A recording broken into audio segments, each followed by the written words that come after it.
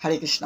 প্রত্যেক ব্যক্তিকে কোনো কাজ করতে হলে খুব সাবধানতা অবলম্বন করতে হয়, কারণ সেই কাজে যে নিখুঁতাবলী রয়েছে সেগুলোকে তাকে অনুসরণ করতে হয়, অন্যথায় সেই কাজটি পুরোপুরিভাবে সুসম্পন্ন নাও হতে পারে। তেমনি ভগবত ভক্তি স্তরেও ভক্তকে সবসময়ের জন্য খুব সাবধানে চলাফেরা করা উচিত। খুব সাবধানে তার ব্যবহার, তার বাক্য সংযমতা সব কিছু খুব সাবধানের সাথে করতে হয়।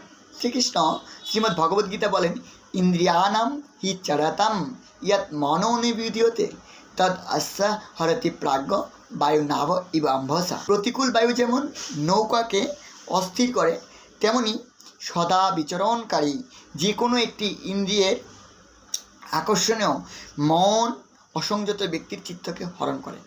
আপনি যদি সংযত না হন, সাবধান না হন, তাহলে আপনার মন কখন আপনাকে একটি অনৈতিক এবং খারাপ কাজে যুক্ত করতে পারে। সত্যিকারে ভগবদ্গীতার এই শিক্ষা এবং এই জ্ঞান অপাকৃত এবং দিব্য। ভগবদ্গীতার এই যে অপাকৃত এবং দিব্য কথামৃত, যা মানুষকে সত্যের পথ প্রদর্শন করে, যা মানুষকে পরিপূর্ণ সুখী করতে পারে।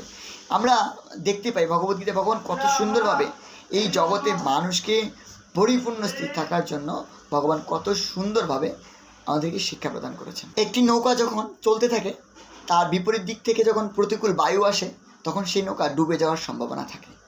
ঠিক তেমনি কোনো মানুষ যখন অসংযতভাবে বা কোনো ভক্ত যখন অসংযতভাবে চলাফেরা করে, অসংযতভাবে থাকে, তখন সেই ভক্ত তার নির্দিষ্ট গন্তব্য থেকে, তার নির্দিষ্ট প্রগতি থেকে সে বিচ্যুত হওয়ার সম্ভাবনা থাকে। এই জন্য আমাদেরকে সংযত হতে হবে, অন্যথায় যে কোনো সময় দুর্ঘটনা ঘটতে পারে। তাই সবসময় যেন সাবধান থাকা উচিত, প্রত্যেকটা বিষয়ে খুব পুঙ্খানুপুঙ্খভাবে সাবধানতার সাথে কার্য করা উচিত।